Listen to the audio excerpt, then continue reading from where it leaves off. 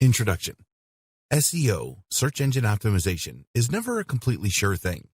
If a company claims that it can guarantee to get you to the top spot in the SERPs, search engine results pages, for any given keyword, you should run a mile. They're blowing smoke.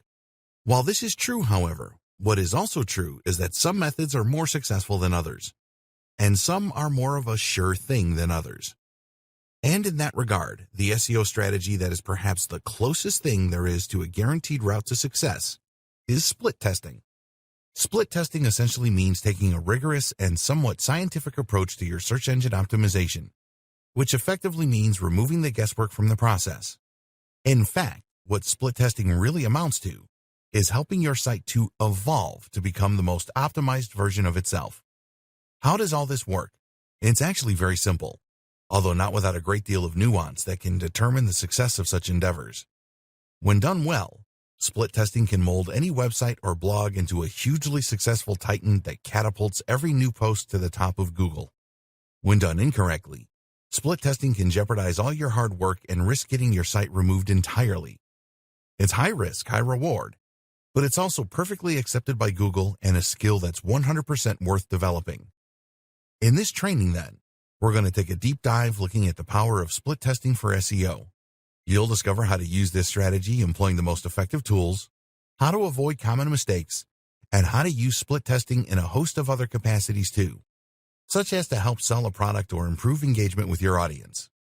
Once you master this skill, you'll be able to take your SEO activities to another level. What is split testing? Before we go any further, just what is split testing? And what does the term mean in the context of search engine optimization? Essentially, split testing means taking a product, marketing material, or anything else and creating two slightly different versions of it in order to see which one performs best. This is used by businesses all the time in the real world and helps them to make smarter decisions and to avoid wasted investments. Let's imagine for a moment that you own a chain of fast food restaurants that sell only prawn-based dishes, because why not? Your store has been doing fairly well, but then you hear somewhere that on average, takeaways with red and orange color schemes on their premises tend to earn more. Why? Because those colors increase the heart rate and make people slightly uncomfortable. Therefore, they are more likely to eat quickly and to leave the area, freeing up the table for the next customer.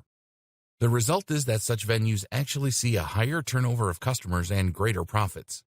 This is just a random example, but it also happens to be true.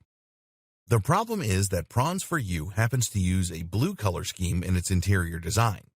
What if you could increase your daily profits in all stores by coloring the store red? Problem is, this could just as well backfire. What if you hurt your brand recognition and thereby reduce your sales drastically? What if the lack of nautical color theme means that people feel less fishy? Whatever the case, you now have three choices.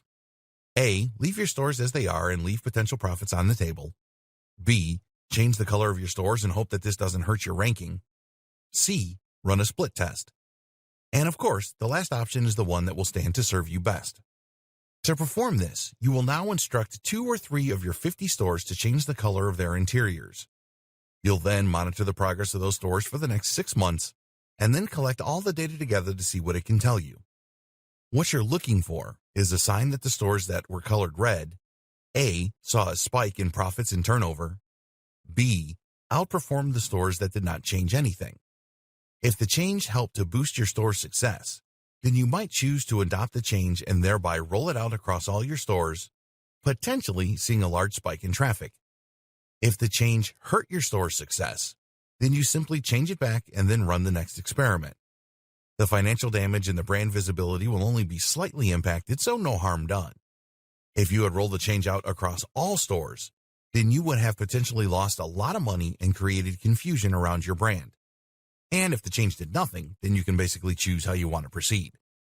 This is the basic concept behind split testing, and it is something that companies have been using for decades. Split testing for SEO. How does this work in the world of SEO? Well, while we'll get into the specifics and the nitty-gritty of SEO in a moment, the main thing you need to know at this point is that Google relies on a few factors when determining how prominently to feature a website in the SERPs. For example, Google will look for the presence of keywords. It will look for the use of H1 and H2 tags, large, bold text. It will look for images that have certain alt tags and file names, and it will look for signals from users, such as the amount of time spent on the page. The problem is that no one knows the specifics of the algorithm. We know that Google likes sites that use keywords subtly, and our best guess is that the ideal keyword density is about 1 to 3%, meaning that the keyword appears 1 to 3 times in each 100 words. But we don't know precisely how many times Google wants us to repeat the phrase. We don't know where the tipping point is, where it becomes too much. We don't know how much Google wants to see us use related terms, and we're not 100% sure whether it's better to focus on just one keyword or to try a few. Again, everyone has their opinions. This makes it very hard to make smart decisions as a site owner. Do you include more keywords in your articles or not? Should you use that image before the text or after it? And is it a good idea to use H1 tags, or are you better off with H2 tags?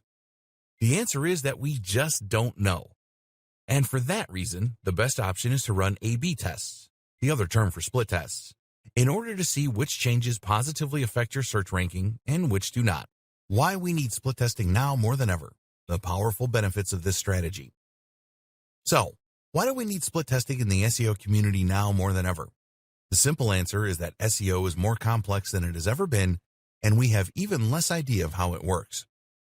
For a moment, let me talk about another tangentially related example. YouTube's copyright algorithm. You see, over on YouTube, there's an algorithm designed to ensure that users don't upload copyrighted content. This prevents YouTube from getting into legal trouble and protects the intellectual property of music labels and movie studios. In theory, anyway. The problem is that this copyright detection can be a little gung-ho and will sometimes pick out the background music at a party and use that to file a copyright strike against the person who uploaded the video. Most people would agree that's a little unfair. That's why some creators decided to test precisely how the system works.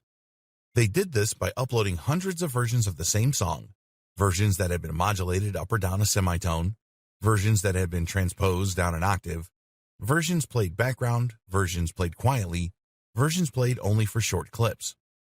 Doing all of this allowed them to test the limits of the system and then to provide the wider community with useful rules on how to avoid being penalized. They discovered that if less than 10 seconds of content matched, then the person who uploaded the video would likely be fine. And this allowed for a whole host of fair use practices. SEO is just the same. Google is constantly changing its algorithms, moving the goalposts, and going back on what it has said. One minute, it's a good idea to get as many links as possible.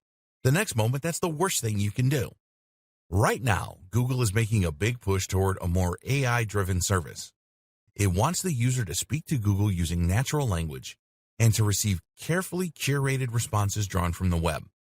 That is far more complex than simply looking for exact keyword matches, and it makes our job as SEOs that much harder. That's why using A/B tests to identify precisely what works and what doesn't is such an important move. Then there's the fact that this is so multivariate. For example, it might be that Google would prefer you to use a number of headers in your content with keywords in a perfect world. But what happens if you then add those headers in, only to find that this actually drives away your visitors? That alone is useful information you could garner from a split test. But it's also possible that in driving away visitors, you send negative signals to Google and end up hurting your ranking. Even though what you're doing is considered good from an SEO standpoint, it is working contrary to another system within the ranking algorithm. When you take all of that into account, it becomes less obvious what you should do, and this makes it all the more useful to just test it and see what actually works. This is useful if you are a business looking to climb the ranks of Google without shooting yourself in the foot. It's useful if you are starting out and want to adopt the very best strategy from the very start. And what's more, this is extremely important if you're an SEO specialist or agency selling your services to a client. At a time when nothing is certain in the world of SEO, explaining to a customer why you think they should adopt a certain strategy or employ a particular technique is difficult. But if you can show clearly that the strategy works in a controlled and safe environment, then you can increase your chances significantly of securing their business. Why split testing is the perfect business strategy. In many ways, split testing is the perfect business strategy. If that sounds hyperbolic, then hear me out for a moment. How can any business strategy truly be perfect, you ask? The answer is that when employed correctly, Split testing will literally evolve your site to the point where it thrives, avoiding all the bad mistakes that you might have otherwise made along the way. So, let's say you start out with a fairly average site that is performing very averagely in the SERPs. Using split testing, you might decide to start using more H1 tags with keywords in, or you might choose to start using images a little more. This causes a bump in your position. You then decide to test some design changes to your site. Doing so convinces you that you should be using a slightly less busy and more modern layout.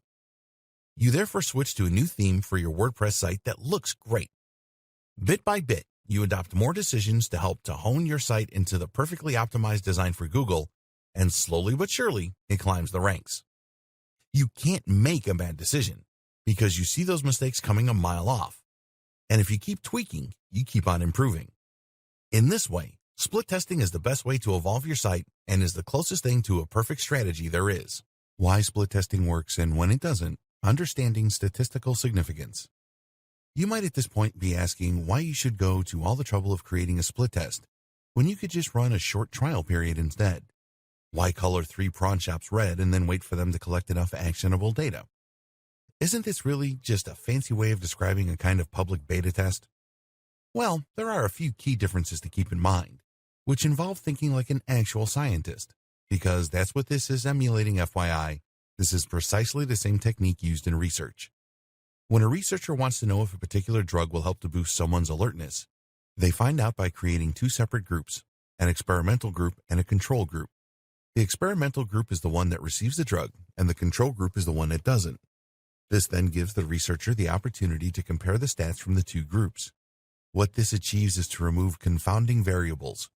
A confounding variable is anything that can hurt your outcome, rendering the results of the study useless. For example, if you also introduce a new exercise program to the individual taking the drug, then it might be this that makes them more focused, rather than the drug. That skews your results, and you therefore don't know whether the drug or the intervention made the difference. One of the most common confounding variables in research is the placebo effect. This effect describes the fact that when you tell someone they're receiving a drug, they will then feel better even if the drug is just a sugar pill. The power of belief is so strong that this can end up skewing the results as the subject optimism and belief helps them to dig deeper and find more focus. That's why the experimental group will often receive a sugar pill. This way, both groups think they are getting something, and you can thereby rule out the role of placebo in the study. So back to your SEO. What does all this have to do with split testing? Well, essentially, you have your experimental group and your control group. The experimental group is the one where you have introduced a new header or whatever else, and the control group is the one where you have left everything as it was. The reason this is so important is that the 2 pages are exactly the same and are being tested at the same time, under the same conditions. If you changed the page only for a short time and then changed it back, you wouldn't be able to account for confounding variables such as naturally peaking and waning interest, or such as global events that might impact on internet usage habits. In other words, it may be that as soon as you changed to a different web design, a competitor launched their site and took all of your visitors. The drop in traffic had nothing to do with your new web design, but you might not know this. As such, the experiment is void and you end up acting on false data.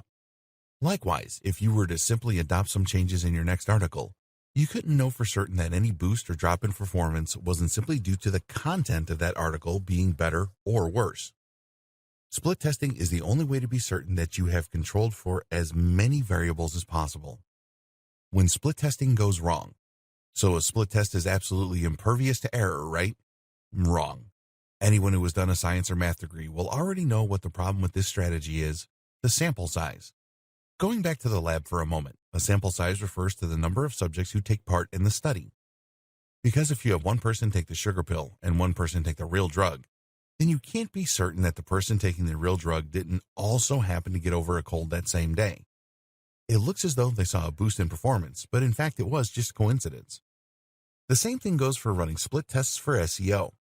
If you have 2 versions of a website and one enjoys a bigger boost in SEO than the other, then this could potentially be a result of one page having lower bounce rates than the other.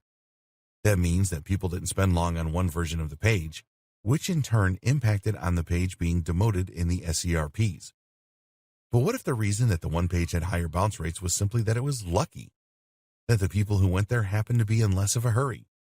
If you only ran the experiment for one day and you had 10 people go to each site, then it's statistically unlikely that all the people on one of the pages just so happened to be in a hurry, but it's not impossible.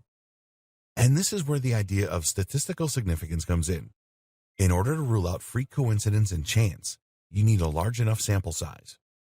You can never say with 100% certainty that the results of your test are accurate, but you can run the test long enough and get enough subjects to say that it is accurate beyond reasonable doubt. You might flip a coin and get heads 10 times in a row. That's an extremely unlikely outcome, but it's possible. But if you flip a coin and get heads 100 times in a row, that is so astronomically unlikely to be coincidence that you can probably assume the coin is rigged. The same goes for your split test. Run the test long enough and the results become increasingly likely to be accurate. This is what we refer to as statistical significance.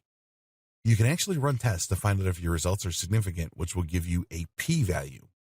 This p-value tells you the percentage likelihood that the outcome was a fluke, with anything less than 5%, p greater than 0.05, being considered significant.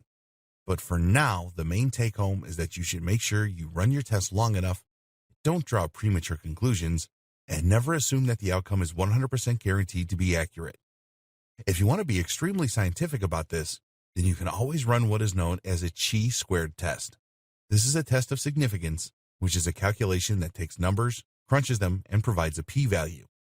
You can use the number of impressions on each page in order to do this, or the page ranking over a given amount of time. Nothing is certain. Another thing to keep in mind is that SEO strategies change. What was a great SEO strategy once can change on a dime once Google decides to change its mind. If you're comparing two different pages for their SEO positioning then, keep in mind that what works now might not work in the future. That's why it's important that you keep on testing and experimenting, and always be cautious when adopting new strategies wholesale. Using split testing for SEO success. The practical guide. Okay, that's enough theory for a bit. It's time to get practical.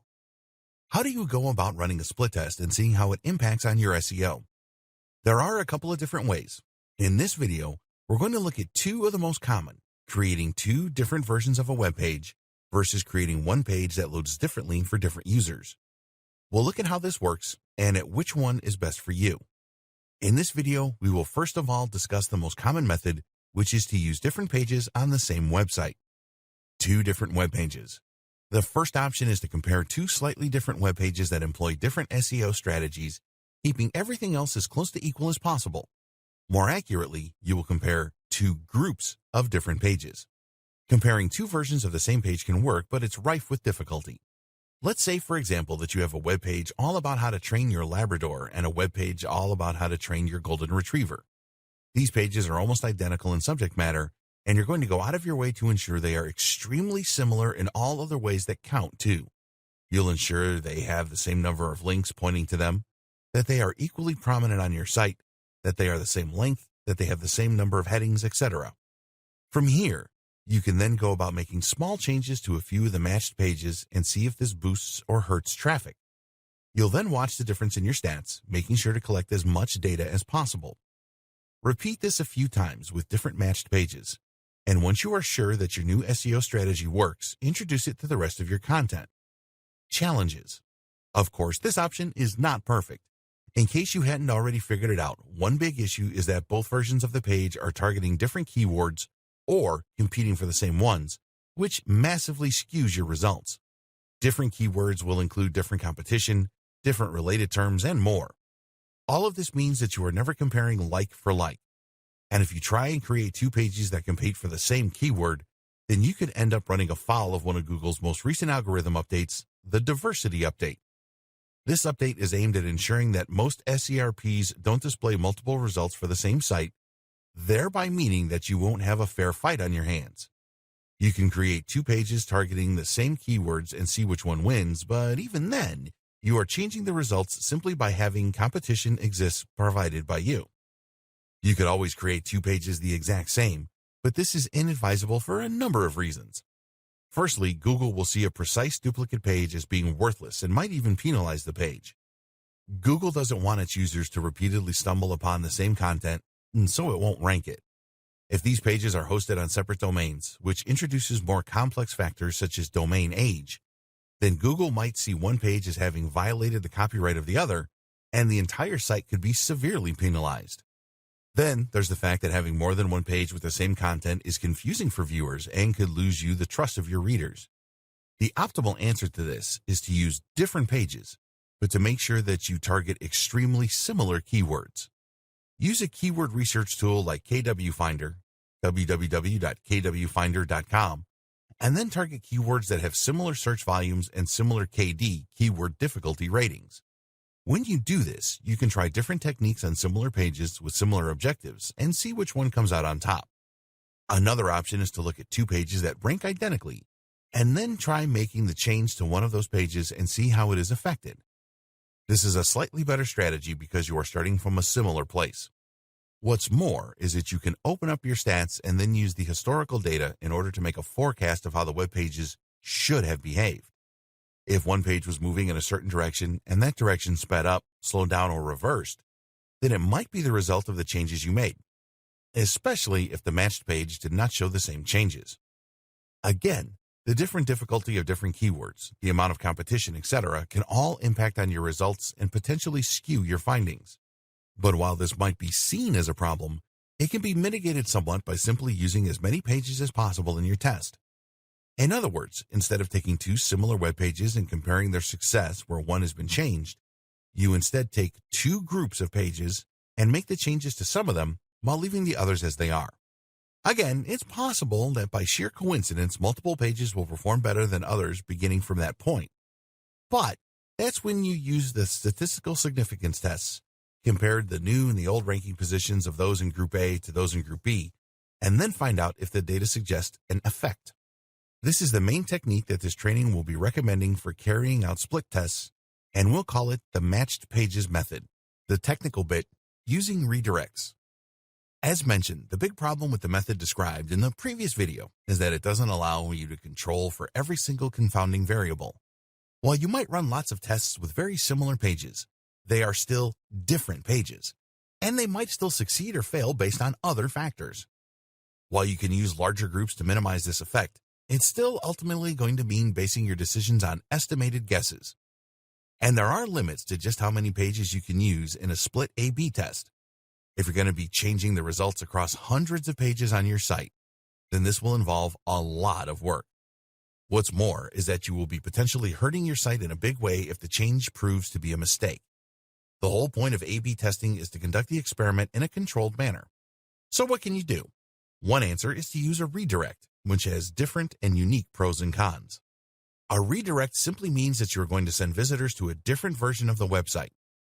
This will use a number of different methods, more in a moment, but one of the simplest is the HTML redirect. The browser will read this code and will then follow it to the new page. If you use this method, then as soon as a visitor lands on a web page, there will be a short pause and then they will be sent to the new web page. Of course, this version of a split test also has its limitations. After all, there's no way for Google to alter its ranking depending on which page performs best. That's because the two versions of the page are one and the same as far as Google is concerned, meaning that they will only rank once depending on which version Google took into account. So how can this be used to monitor your SEO performance? This is useful for measuring a host of factors that will impact on your SEO. That means things like bounce rates, things like CTR, click-through rate, and more. While this might not directly affect your ranking, seeing what page design or content is best for audience retention will have a big effect on your ranking, so this can be just as useful. Which type should you use? The answer is, of course, both, if you have the time. The more data you collect, the smarter decisions your business will make, and the more likely you are to see performance boosts. Better redirects. The redirect used above will work as described to send a user directly to a different website. This way, they can experience a temporary alternative to your main page without hurting the appearance of that page. Of course, what we really want to do, though, is to ensure that the page only loads for half of the visitors. That's where we need to get a little savvier. What's more is that we want Google to get sent to the new page as well. As it is, 100% of our visitors are being sent to the new page, and Google's spiders will recognize that the page is a redirect and not a regular page. So why would it rank as normal? Instead, you'd be better off using a PHP redirect. PHP stands for PHP Hypertext Preprocessor. And yes, that means that it has its own name in the acronym, which is extremely confusing. PHP is a form of scripting language that runs on the server rather than in the browser. Your website is stored on a server somewhere, which is essentially a large computer, and the HTML code is then sent to and interpreted by a browser each time someone types in the correct URL. Because PHP runs on the server, that means that it runs before the browser ever sees it. In turn, that means that the page will appear in the browser fully formed. You can redirect in PHP by creating a PHP file with the name of your page and then inserting the following text. This will now redirect visitors to the new location, and it will do so in a way that is impossible for anyone to detect. Even if they were to view source, the source they'd see would be the HTML for the new page. The next thing we need to do is to ensure that only half of the visitors are sent to the new page, and we can do this by randomly redirecting those visitors. What this does is to choose a random number between 1 and 2, and if the number is 1, then it sends the visitor to the new page. If not, they stay where they are. This works by using a timer to choose the number, hence the need for the micro-time part. You don't really need to know how this works though, only that it does work. Using include. While this method of redirecting visitors can be effective, it still isn't quite perfect. You still have two different types of web pages, which could potentially confuse results. The URL in the address bar will be different, for example, which could result in action from Google, more on this in a bit, and which could confuse your users. Another option then is to use an include file. This basically means that the page will populate itself with content from another page, allowing a blank template to become your new version of the page. In this version, you will create two HTML pages that only contain the elements that are different. This works particularly well if you are changing something about the text, for instance. Save these as version 1.htm and version 2.html. Then use the following code on the main page. Place this where on your page you want the difference to show. Of course, this becomes a little harder to track, and it won't be suitable for every single option. But you can always create two full-page include files and have them load instead. Finally, you can also include what is known as a 301 direct, which you'll achieve by using your htaccess file available through your file manager. Just open it up and add the line. As you can see, there are plenty of options, but by understanding how redirects work and how to use them if you should decide to, you'll be able to employ the full range of strategies. More use for redirects. There are more ways that redirects can be useful and more reasons that you should familiarize yourself with the technique. For example, this is also by far the most useful option for measuring other metrics, such as your conversions and your profits if you have a sales page, for example. In other words, if it's not ranking that you're testing for, then you can happily use the redirect method and then see whether this impacts on the way that users engage with your site. We'll talk more about this later in the training. Redirects using the include method can also be a better way to run the matched pages test. Rather than manually change half of the pages on your site, or a large bunch of pages in your experimental group, you can use the include file in order to make the change once and then insert it into half the pages on your site. That in turn means you'll be able to quickly reverse your efforts as well, or even run entirely new tests by changing text in just one document. Finally, a redirect can be a useful way of testing changes using the previous method, but without permanently altering your site. Tools and best practices. While you have a good idea of how to utilize several different split test strategies at this point, you may not be quite ready to start putting them into action. There are some key points to keep in mind in order to avoid running into trouble, and some additional methods and tools that can help you get an edge. You'll find all that in this video. How to avoid negative consequences from redirects. While split testing can be a fantastic way to measure the performance of various versions of a site, it does come with a couple of potential dangers. In particular, using the redirect method can risk harming your SEO. Google has officially stated that it has no problem with either split tests or with redirects. In fact, redirects are commonly used in a variety of other scenarios. They are necessary for many e-commerce tools, for example, and also used to mask URLs for affiliate marketers. But redirects can also be used maliciously, and it's here that the problems come in. Cloaking is a technique used by some developers in order to effectively trick users into going to a different page. So for example, you might create a website that provides free, valuable fitness information. Over time, you build that site to be highly successful and you begin to rank in the top for how to lose weight. Nice. But rather than be happy with that and monetize it in an honest and fair way, you instead decide to use a redirect to start sending all your visitors to an affiliate product and raking in the cash. It's an obvious strategy, but one that Google can have a hard time spotting if you use a PHP redirect. Of course, Google does usually cotton on, and at that point you will see your page and probably your entire website de-indexed. This is what Google doesn't want to see. Then there is the inherent danger of having two versions of the same site. Google might see this as spammy, it might see this as confusing, whatever, it could hurt your ranking. So what do? One option is to use the canonical link attribute on all of your experimental pages and to point this toward your original page. This tells Google's robots which page is the original, and that ensures that it will understand what's going on and see that you're not trying anything fishy. Don't be tempted to block Google's robots from viewing your experimental pages. This can actually end up hurting your ranking as well. Finally, keep in mind the impact that page load times can have on your ranking. Page load times are one of the key factors Google now looks for when determining the ranking of a site, and if your load time is very slow, then it will hurt your position. A redirect can significantly slow things down, which is again why a PHP redirect or htaccess redirect is preferable to an HTML one. You should also consider this factor when looking at other tools that run split test. Using a developer. Is all of this sounding a little complicated at this point? And don't worry. For the vast majority of business owners, the best option will be simply to use the matched pages test. Take two groups of pages, make a few changes to one, and then monitor their performance over time.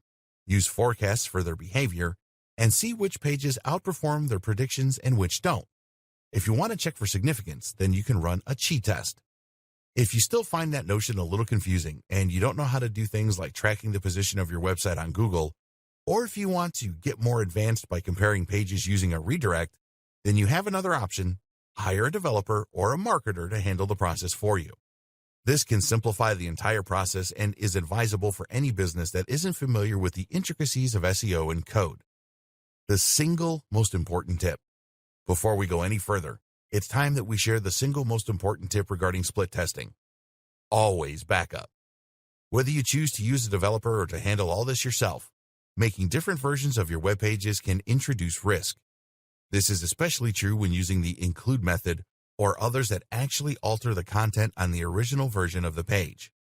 So, make sure that you back up your site regularly and that you especially back up any pages you'll be tweaking. Tools for split testing. Tracking.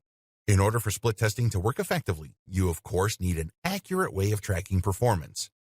To that end, it's a good idea to invest in some high-quality keyword tracking software that can show you your position in the SERPs for particular terms. You'll then be able to use these tools to compare how your site is performing after the changes to how it performed before the changes. While there are plenty of great tools out there, two great examples include SEMrush, www.semrush.com, which is one of the most expensive but feature-rich SEO tools on the market, and SERP Watcher from Mangools, www.serpwatcher.com, which is a more affordable but generally no less effective alternative. Google Analytics. Google Analytics won't track your position in the SERPs, but can show you a huge range of different factors relating to your site's performance. These include things such as CTR, bounce rates, and more. You can view this information as trends over time, or you can see it displayed on a per-day basis. You can even track individual visitors, thereby seeing how someone who comes from a certain link behaves on your site versus another. This would, in theory, allow you to create lots of different split tests on the fly, simply by dividing your data into categories and comparing. Setting up Google Analytics is fortunately very simple. You'll need to place a small tracking code on each page of your site, which you can get from Google. You can do this manually or use a plugin or developer to handle it for you. Once you've done that, you'll need to wait for 24 hours. This gives Google long enough to collect some basic data, which can then be used however you wish. You'll choose to set up a view, which will be called a lens and will include the stats you're interested in at that time. Other examples of tracking tools include Jetpack Web Stats for WordPress, and you can find many others built in with hosting packages. Optimizely and ODN. ODN, https://odn.distill.net, is the Optimized Delivery Network from a company called Distilled. This is a tool that allows you to much more easily utilize split testing for your site by grouping different versions of web pages. You'll first deploy the system in front of your website and will then interact with the CMS in order to group your pages and make minor differences that you hope to impact positively on your ranking. ODN makes it much simpler to measure how changes impact on your SEO, but keep in mind that this tool in particular will aim to change 50% of the pages on your site. As we've discussed previously, this might actually be a little more than is optimal for most applications. That said, ODN is one of the best options for those that want to get started with split testing but don't want to tinker with their own website or hire a developer.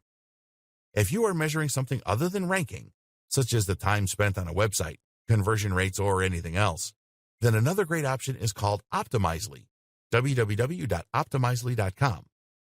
Optimizely will work by using the redirect method, but won't hurt your rankings thanks to the canonical tag and the fast redirect speeds.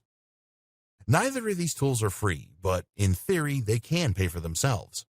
If you're interested in split testing and want to make your life as simple as possible, then try them out. What to test? Of course, the big question at this point is what precisely you should be testing. What can impact on your SEO, your CTR, and your engagement? What factors are easy to change? Here are some of the best options to think about when deciding what you want to change. Keywords. Perhaps the most obvious example of something you can try changing with your SEO is the keywords you employ. Let's say that you have a few pages that are ranking high for a particular search term, but the problem is that said search term doesn't get a lot of search volume. You have two options. Keep the page as it is or attempt to swap the term for a related one with a higher search volume. We'll talk more about whether this would work later in the training. Before you go ahead and potentially jeopardize a lot of old pages that are working for you, why not run a split test on a few of those pages and see if it has the desired effect? Likewise, is it better to aim for just one keyword or perhaps two, maybe a whole bunch? Do long-tail keywords work better than highly popular ones? All of this is open to experimentation. Keyword density and placement. Just as it's important to think about the precise keywords you use, you also need to consider where and how you are using them. Optimal keyword density is a fraught subject matter, with some creators saying that 1% is more than enough, and others recommending you go much heavier-handed with 3%. Then there's the placement. Popular opinion tells us that keywords placed in the opening and closing paragraphs of articles, or in the H2 headers, are more likely to gain the attention of Google. Again, though, there's the risk that this could be off-putting for viewers, or that the belief could be based on pure hearsay. So test it for yourself. Amount of content. If you're hoping to give some old evergreen content on your site a bit of a jolt and help it start performing better, then you might be considering adding more content to it. Typically, the advice is to make posts a little longer, ranging from between 800 to 1,500 words. But that isn't always the case. So again, before you spend a huge amount of time bulking up those old posts, try doing it with just a few and see if it actually helps. Page speed. If you've conducted an SEO audit for a client, then one of the things you might suggest is that they could boost their site performance by increasing their load speeds. That sounds like good advice, but what you really need to consider is that page load speeds can take a lot of work to fix. It might mean compressing images, deleting plugins, or even changing to a different server. Whatever the case, you want to be sure that this is going to yield some actual measurable improvement in their ranking, and that's why it can be a good idea to go to the effort on a few pages first, and then see if everything works. Links. Linking out to authority sites and linking internally is another factor that can have a big impact on SEO. A lot of SEOs will tell their clients to constantly link internally, but is this really a good use of their time? Images. How many images are optimal? Does it hurt engagement to place a large image right at the top of the page? How does Google react to that? Do JPEGs perform better than PNGs? I recently worked with an organization where the CEO hated PNGs and mandated that they never be used. That might be charming and all, but unless it's based on data, it's just ignorance. Titles. Changing the title of your article or blog post could improve or hurt CTRs, your engagement, or even your eventual conversion rates. You can even do this on a post-by-post basis. Test 2 versions or more of every single post and then see which ones do best. Use the title that outperform the others. Advanced strategies. There are many more factors you need to consider in order to run the perfect split test, other than merely the length of the trial. For example, Where are your viewers coming from? How are they matched? To return to our metaphor of the scientific study, this is the same as ensuring that the samples are matched. In studies, it's always important to make sure that the participants in Group A are as similar to the participants in Group B as possible. So, what's wrong with the method we're currently using? Well, if you use the redirect method described earlier in this training, then you'll essentially be sending visitors to one of two websites based on completely random chance. It's effectively a coin toss. This means that while you should get 50% of your visitors to use each page, those visitors won't necessarily be matched in any way. Pure chance might mean that everyone from Asia ends up on one version of your website, while everyone from the US ends up on another. This can skew your results again, owing to cultural differences. Similarly, time zone, type of device, and much more can all also have an impact. Thankfully, a little simple PHP code will allow you to get around this problem. You can easily query the time of day, the user's location, or the type of device they are using, and then use that to keep track of who is being sent where.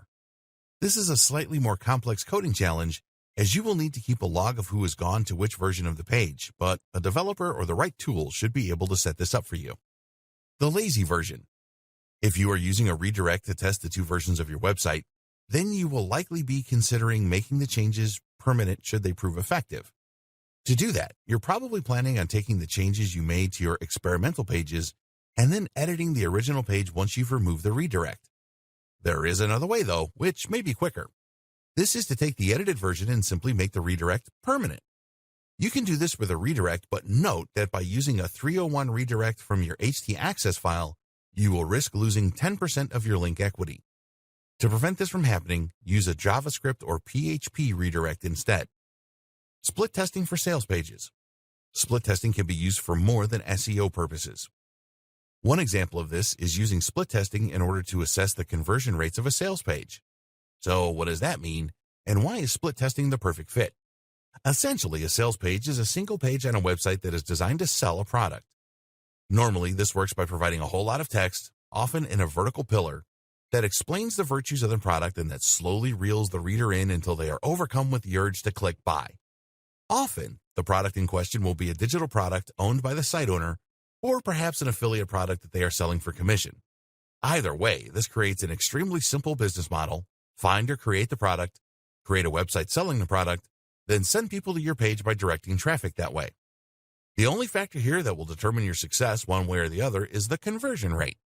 What percentage of people who visit your site end up clicking on your Buy Now button and placing an order? This crucial factor determines your profits. If you pay for every visitor to your site, then you need to make sure that on average, every visitor is going to earn you more than they cost you. If you pay 30 cents per visitor and you have 100 visitors with a product that gets you $15, then you need a conversion rate of 0.5% in order to break even.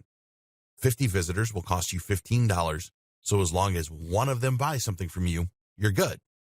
The conversion rate of your site is highly dependent on the product, on the way you design and target your ads, but also, of course, on just how persuasive your landing page is. A single well-placed image on your site could help grab to attention more quickly than a bulk of text and could thereby increase your conversion rate significantly. That one change could make the whole operation profitable. Or, of course, it could hurt your sales and drive people away who don't want to have to scroll past a big image. How can you know which one works? Simple, by conducting a split test. Split testing for ads. As mentioned, when you are trying to sell products via a sales page, the ads you create are just as important as the sales page itself. In other words, you need to make sure that when someone lands on your page, they are going to find something that interests them. A good ad not only brings in a lot of visitors, but also brings in the right kinds of visitors. So how do you go about choosing the perfect audience, design, and title for your ad? One answer is to use something called AdWords experiments, which are offered by Google itself by default.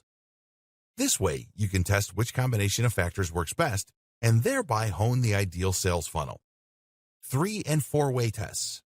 While a split test is generally a test that compares two different versions of a website, there is actually no reason not to try comparing more than two different options. Create a host of different web pages, all with slight tweaks, and then see which one performs best.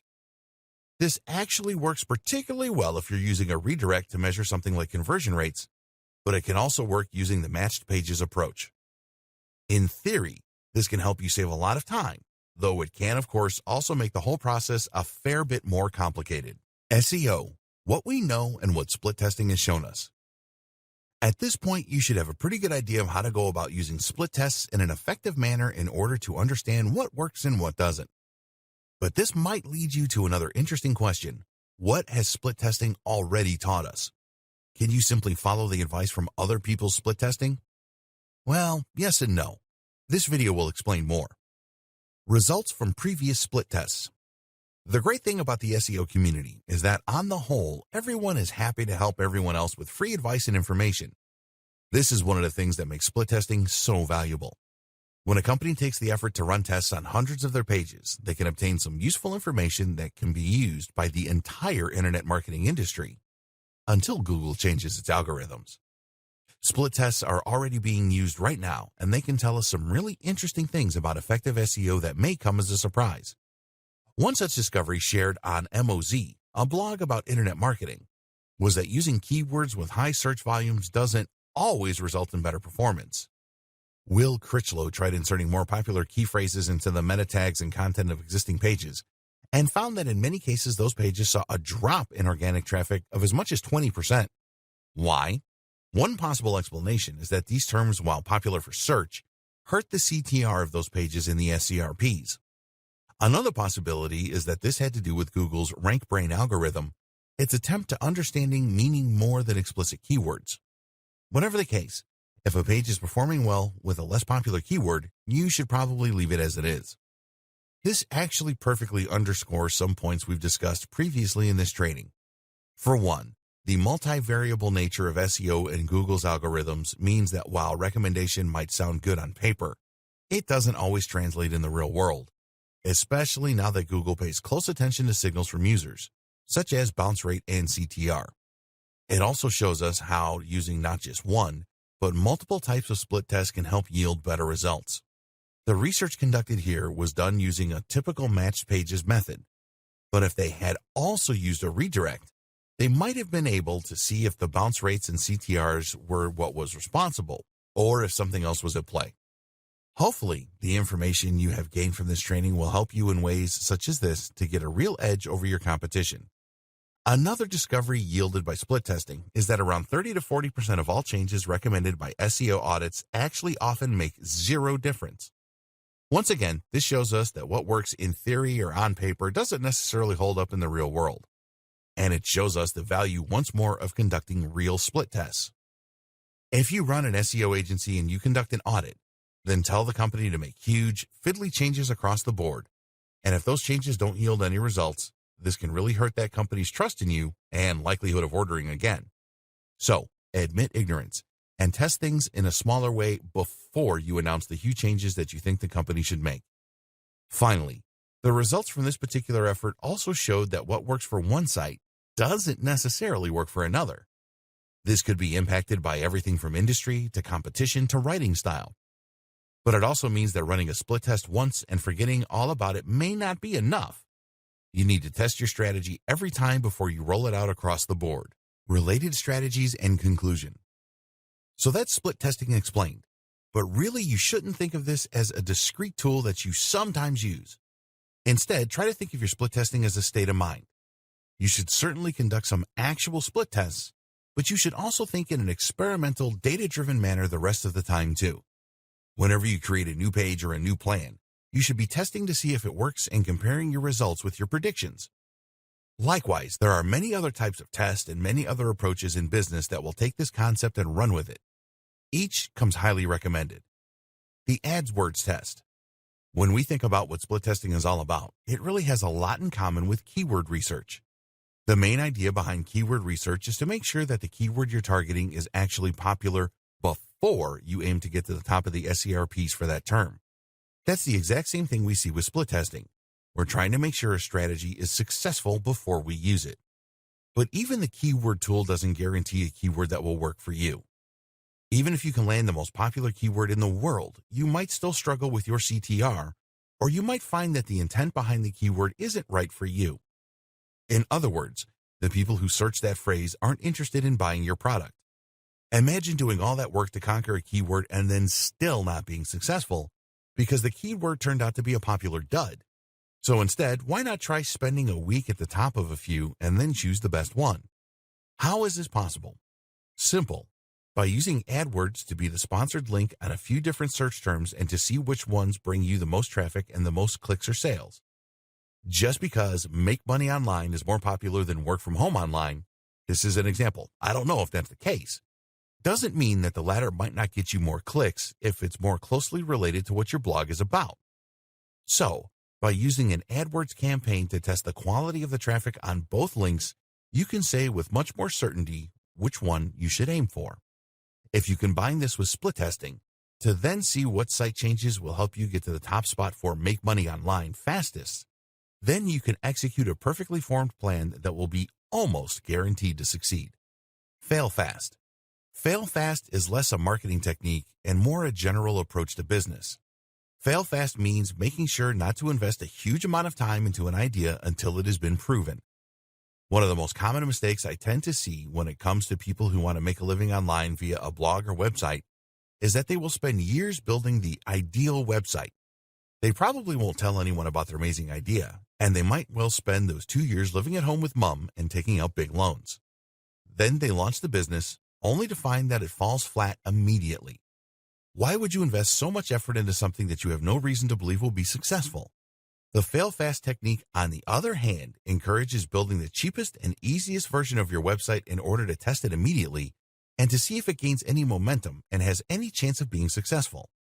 If so, you invest more time and energy into taking it further. If not, you drop the idea and move on to the next one.